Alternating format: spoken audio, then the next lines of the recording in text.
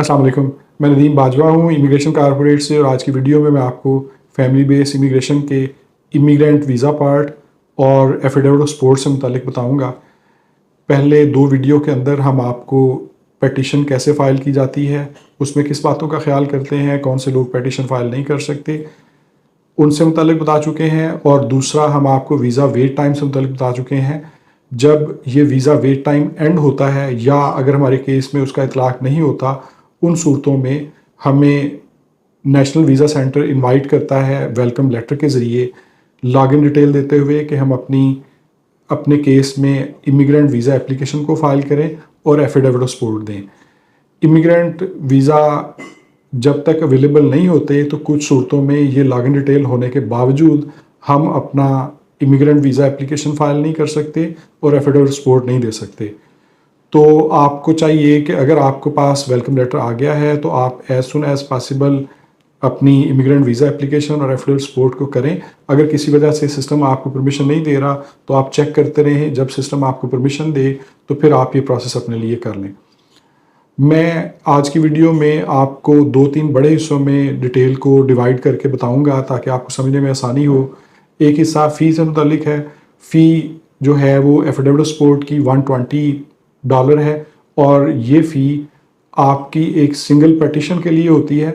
और ये फ़ी आपके अगर फैमिली मेम्बर आपके साथ और भी अप्लाई कर रहे हैं, उनके बढ़ने की वजह से, उनके अकाउंट ज़्यादा होने की वजह से, या अगर एफिडेविट ऑफ सपोर्ट एक से ज़्यादा लोगों की तरफ से फ़ाइल किया जा रहा है, तब भी ये फ़ीस सेम रहती है।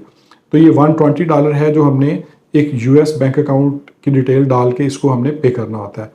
जो दूसरी फ़ी इसमें इन्वॉल्व है वो इमिग्रेंट वीज़ा एप्लीकेशन की फ़ी है जो $325 है, और ये हर बेनिफिशरी को, चाहे वो एक प्राइमरी एप्लीकेंट हो या डेरिवेटिव बेनिफिशरी हो, उसको ये पे करनी पड़ती है।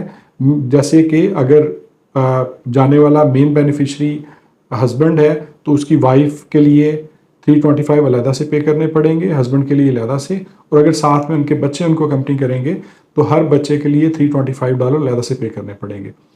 फ़ी पे करने के बाद हमें जो नेक्स्ट स्टेप करना होता है वो अपने लिए एफिडेविट ऑफ सपोर्ट जो है वो फाइल करना होता है। एफिडेविट ऑफ सपोर्ट एक ऐसा डॉक्यूमेंट है जो इस बात को यकीनी बनाता है कि आप यूएसए में जाके पब्लिक फ़ंड नहीं लेंगे। ये ज़िम्मेदारी आपकी उठाता है यूएस में मौजूद आपका पेटिशनर। अगर किसी वजह से वो इनकम की रिक्वायरमेंट को मीट ना कर रहा हो तो कोई और शख्स जो उसके घर का मेंबर भी हो सकता है, आपका रिलेटिव भी हो सकता है, और कोई ऐसा शख्स भी हो सकता है जो आपके साथ किसी भी तरह के रिलेशनशिप में नहीं है लेकिन वो आपकी माली ज़िम्मेदारी लेने पे तैयार है। एफिडेविट ऑफ सपोर्ट सिर्फ यूएस सिटीज़न और ग्रीन कार्ड होल्डर फाइल कर सकते हैं, और इसके अलावा इसमें ऐसे तमाम लोग जिनके लिए एफिडेविट ऑफ सपोर्ट फाइल किया जा रहा है, उनके अलावा फाइल करने वाला और फाइल करने वाले ने पहले जिन लोगों के लिए एफिडेविट ऑफ सपोर्ट फाइल किया है उन सब लोगों को काउंट करके पॉवर्टी गाइडलाइन को मद्देनज़र रखते हुए ये देखा जाता है कि आपके लिए इनकम की रिक्वायरमेंट क्या है। ऐसे तमाम लोग जिनके एफिडेविट ऑफ सपोर्ट पहले जिन लोगों के लिए फ़ाइल किए गए थे, अगर वो सिटीज़न होते हैं या उन्होंने 10 साल यूएसए में तकरीबन गुजार लिए होते हैं, तो वो लोग इसमें से निकल जाते हैं और नए लोग उनकी जगह पे ऐड किए जा सकते हैं।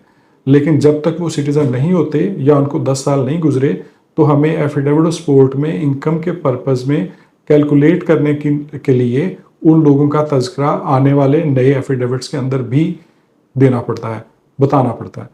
एक शख्स जो एफिडेविट ऑफ सपोर्ट दे वो एक से ज़्यादा लोगों को भी एफिडेविट ऑफ सपोर्ट दे सकता है, तब तक जब तक कि उसकी इनकम उसको इजाज़त देती हो। तो एक शख्स 2, 4, 10 फैमिलीज़ को भी एफिडेविट ऑफ सपोर्ट दे सकता है। अब मैं आपको बताऊंगा कि जो इमिग्रेंट वीज़ा एप्लीकेशन है वो क्या है। Immigrant visa application actually DS-260 के नाम से एक फॉर्म है। जैसे विजिट वीज़ा में DS-160 होता है, इसी तरह से बहुत सारी पर्सनल इंफॉर्मेशन DS-260 के अंदर जाती है, और उसकी सपोर्ट के अंदर हमें वो तकरीबन तमाम चीज़ें जो हमने अपनी पेटिशन के साथ दी होती हैं वो समेत अपनी वो चीज़ें भी जमा करवानी पड़ती हैं। कुछ एडिशनल जो कंट्री स्पेसिफिक भी होती हैं, जैसे कि पुलिस सर्टिफिकेट, अगर आप पाकिस्तान के सिटीज़न हैं तो आपके लिए पुलिस सर्टिफिकेट की रिक्वायरमेंट नहीं है।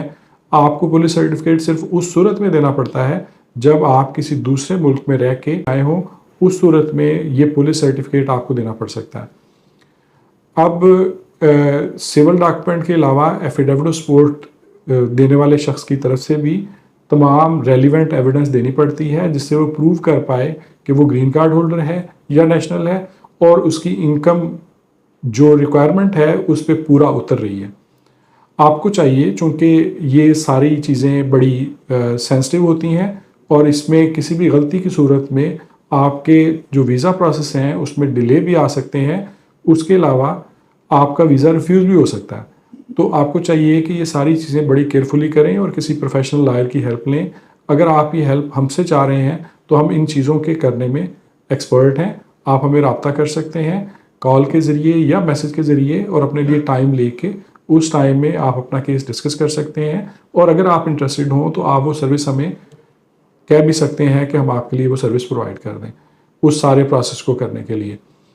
अब मैं आपको रिक्वेस्ट करूंगा कि चूंकि ये वीज़ा से मुतालिक टॉपिक आजकल बहुत ज़्यादा सुना जा रहा है, तो ऐसे लोगों की काफ़ी कमी है जो प्रोफेशनल हैं और जिनको वीज़ा से मुतालिक बड़ी अच्छी मालूमात है और वो आपके लिए फ़ायदे का बायस बन सकते हैं। तो मैं आपको रिक्वेस्ट करूंगा कि आप हमारी वीडियो, चूँकि हम काफ़ी लंबा 15-16 साल का एक्सपीरियंस और हम क्वालिफाइड लोग हैं, और आप हमारी इन वीडियोज़ को फैलाने में हमारी हेल्प करें और इसके अलावा हमारे चैनल को सब्सक्राइब भी करें और इसको शेयर भी करें अपने दोस्तों के साथ। और अगर आप इस समेत किसी भी और टाइप की सर्विस जो हम अपनी वीडियोस में आपको बताएंगे आपको लगे कि वो आपके लिए है और आप उस मुतालिक और बेहतर अंडरस्टैंडिंग चाह रहे हो, तो आप हमें कॉल करके मीटिंग लेके और हमसे डिस्कस भी कर सकते हैं, या आप अपने कमेंट में छोड़ सकते हैं। अगर आपको किसी ख़ास वीडियो को देखना है,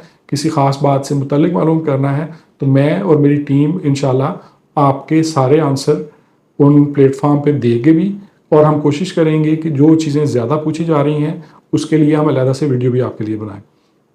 आपके टाइम देने का बहुत शुक्रिया। अल्लाह हाफिज़।